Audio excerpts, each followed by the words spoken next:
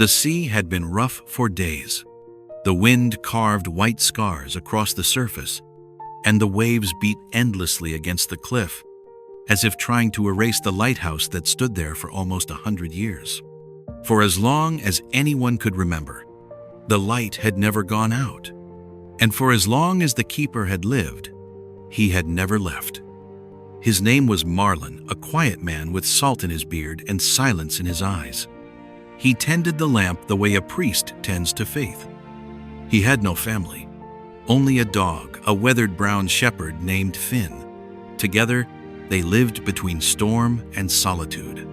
Every dusk, the bell would ring once. Finn would lie near the stairs as Marlin climbed up to light the flame. And every dawn, when the sea softened, the two would walk the shoreline, a ritual of sound and silence. One winter, a storm arrived unlike any before. The air thickened with salt and foam. Birds vanished. The sea turned black. From the village below, people saw lightning strike the tower, and the light went out. They waited days before the wind allowed them to climb. When they reached the lighthouse, they found the door broken, the stairs half flooded, and near the top, Marlin still at his post, his hand frozen on the switch of the lamp. Finn was gone. They buried Marlin on the cliff, facing the sea. The villagers boarded up the door and left. No one dared stay where the wind had a voice. The lighthouse went dark.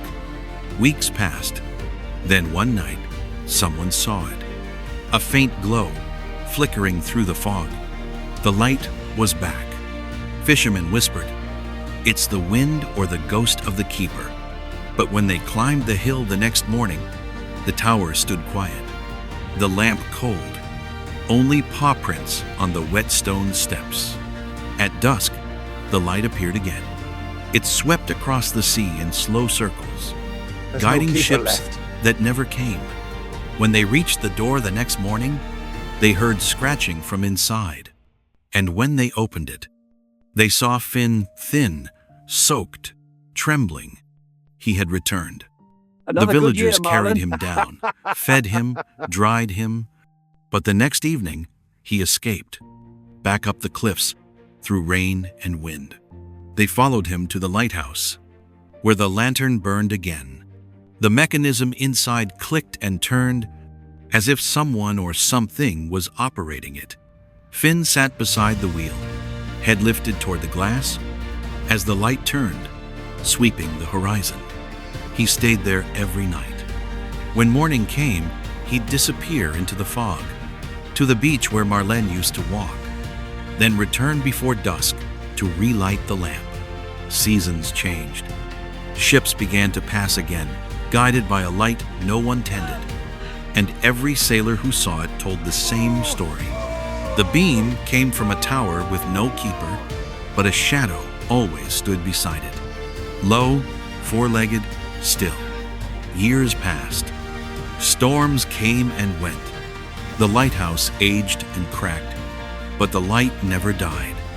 Until one autumn night, a fishing vessel was caught in a typhoon near the cliffs. They saw the beam flare brighter than ever before, cutting through the fog like a blade. Still burning. It guided them safely through the reef. When they turned to signal thanks, the light went out. Days later, when the storm cleared, the villagers climbed up once more. Inside the tower, they found the lamp burnt out, its glass shattered by lightning. And lying at the base of the stairs, Finn, he had curled in the same spot Marlin once did, facing the sea. The ashes of the lamp were beside him. The rope that turned the wheel was still looped around his collar, as if he had pulled it one last time. They buried him beside Marlin, under the cliff. And that night, for the first time in years, the horizon was dark. But legends travel with the tide.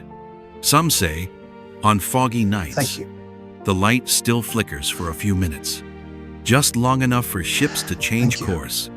Others claim they've seen a dog's shape, walking the edge of the cliff when the moon is full, disappearing into mist as the beacon glows once more.